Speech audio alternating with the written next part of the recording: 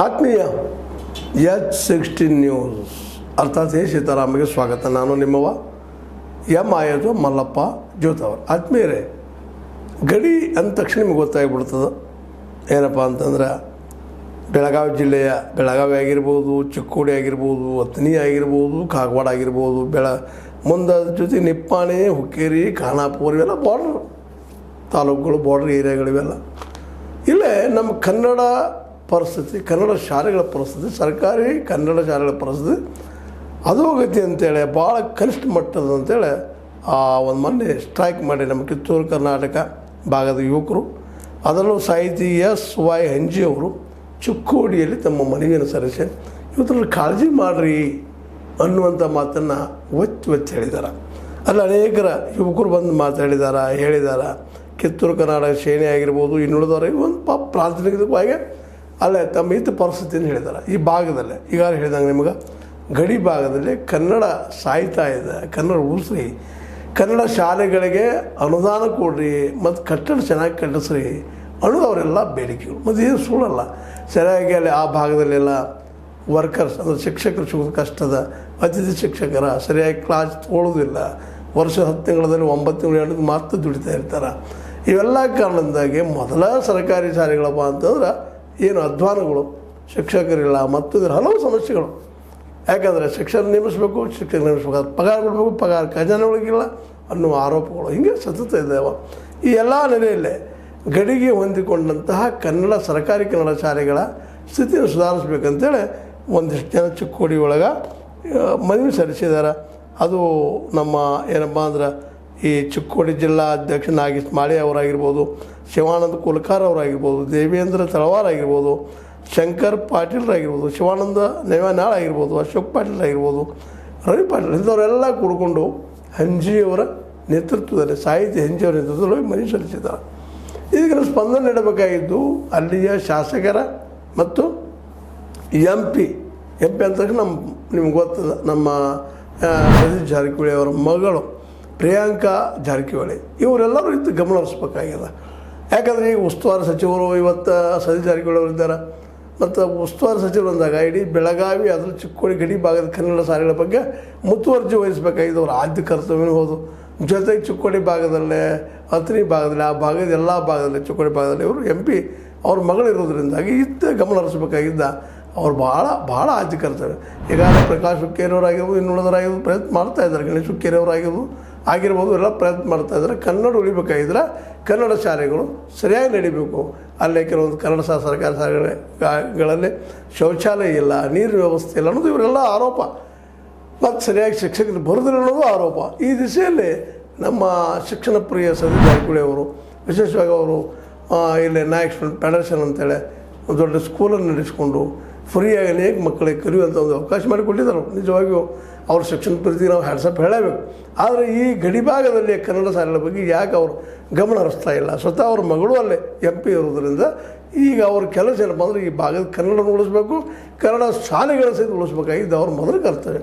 ಆ ದಿಶೆಯಲ್ಲಿ ಅವ್ರು ಏನು ಕ್ರಮ ಕೈಗೊಂಡಿದ್ದಾರೋ ಏನೋ ಎಂತೂ. ಆದರೆ ಈ ನಮ್ಮ ಸಾಹಿತಿ SY ಹೆಂಜಿ ಅವ್ರ ನೇತೃತ್ವದಲ್ಲಿ ಬಂದಂತಹ ಈ ಒಂದು ಯುವಕರ ಪಡೆ ಕಿತ್ತೂರು ಕರ್ನಾಟಕ ಸೇನೆ ವತಿಯಿಂದ ಈ ಸಲ್ಲಿಸಿದ್ದು ಇವರು ಏನು ಸುಳ್ಳು ಹೇಳ್ತಾ ಇಲ್ಲ. ಇಲ್ಲೆಲ್ಲ ಏನೂ ಇಲ್ಲಪ್ಪ, ಎಲ್ಲ ಆಗ್ತಾಯಿಲ್ಲ ಡೆವಲಪ್ಮೆಂಟು, ಸ್ಕೂಲಲ್ಲಿ ಸರಿಯಾಗಿ ಮಕ್ಕಳು ಬರ್ತಾಯಿಲ್ಲ, ಕನ್ನಡ ಉಳಿತಾ ಇಲ್ಲ, ಮರಾಠಿ ಜೋರಾಗ್ಯದ ಅನ್ನೋ ಮಾತಿನಲ್ಲೇ ಅವ್ರು ಕಳ್ಕಳಿದ.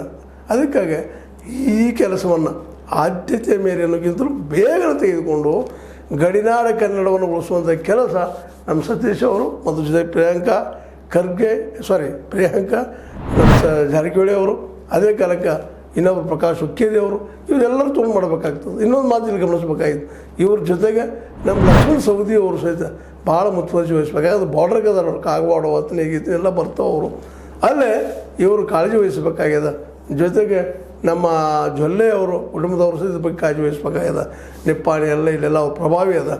ಹೀಗಾಗಿ ಇವರೆಲ್ಲರೂ ಕೂಡಿ ಕನ್ನಡವನ್ನು ಉಳಿಸ್ಬೇಕಾಗ್ಯದ.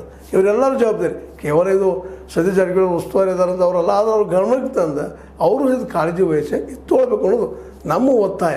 ಯಾಕಪ್ಪ ಅಂದ್ರೆ ಕನ್ನಡ ಉಳಿದಪ್ಪ ಅಂತಂದ್ರೆ, ಕನ್ನಡ ಶಾಲೆಗಳು ಉಳಿದಪ್ಪ ಅಂದ್ರೆ ನಮ್ಮ ಅದ್ರ ಜೊತೆಗೆ ಅಲ್ಲಿ ಕನ್ನಡದ ಕಾರ್ಖಾನೆಗಳು ಬರಬೇಕು. ಆ ಮತ್ತು ಬೇರೆ ಆದರೆ ಉದ್ಯಮಗಳು ಇಲ್ಲಲ್ರಿ. ಇಲ್ಲಿ ಎಲ್ಲನೂ ಪ್ರೈವೇಟ್ದಾಗ ಕೊಟ್ಬಿಟ್ಟಿವಿ ನಾವು ಇವತ್ತು. ಹೀಗಾಗಿ ಉದ್ಯೋಗ ಮಾಡೋರು ವಿಚಾರ ಮಾಡ್ತಾರೆ. ಪ್ರೈವೇಟ್ದವರು ಅಲ್ಲಿ ನಾವು ಒಂದು ಇಂಡಸ್ಟ್ರಿ ಸ್ಟಾರ್ಟ್ ಮಾಡಿದ್ರೆ ಅದರಿಂದ ಲಾಭ ಆಗ್ತದೆ ಏನು ಮಾರ್ಕೆಟ್ನೆಲ್ಲ ವಿಚಾರ ಮಾಡ್ತಾರೆ. ಜೊತೆಗೆ ಸ್ವಂತ ದುಡ್ಡು ಹಾಕಿ ವೇಟ್ ಮಾಡೋದಕ್ಕೂ ಶಕ್ತಿ ಅವ್ರಿಗೆ ಇರೋದಿಲ್ಲ. ಹೀಗಾಗಿ ಸರ್ಕಾರದಿಂದ ಆದ್ಯತೆ ಮೇಲೆ ತೊಗೊಳ್ಬೇಕಾಗ್ತದೆ. ಮಧ್ಯದಾಗ ಉದ್ಯೋಗ ಸೃಷ್ಟಿ ಆಗಬೇಕು. ಅದಕ್ಕೆ ಮುಖ್ಯ ಅಂದರೆ ಕನ್ನಡ ಬೆಳಿಬೇಕಾಗಿತ್ತು, ಕನ್ನಡ ಶಾಲೆಗಳು ಬರಬೇಕಾಗಿದೆ. ಆ ಕನ್ನಡ ಶಾಲೆಗಳ ಬಗ್ಗೆ ಎಲ್ಲರೂ ಏನು ಕಟ್ಟಡ ಇಲ್ಲ, ಎಷ್ಟು ಶಿಕ್ಷಕರಿಲ್ಲ, ಅದು ತೆಗೆದುಕೊಂಡು ಬಹಳಷ್ಟು ವರ್ಕನ್ನು ಮಾಡಬೇಕಾಗಿದೆ.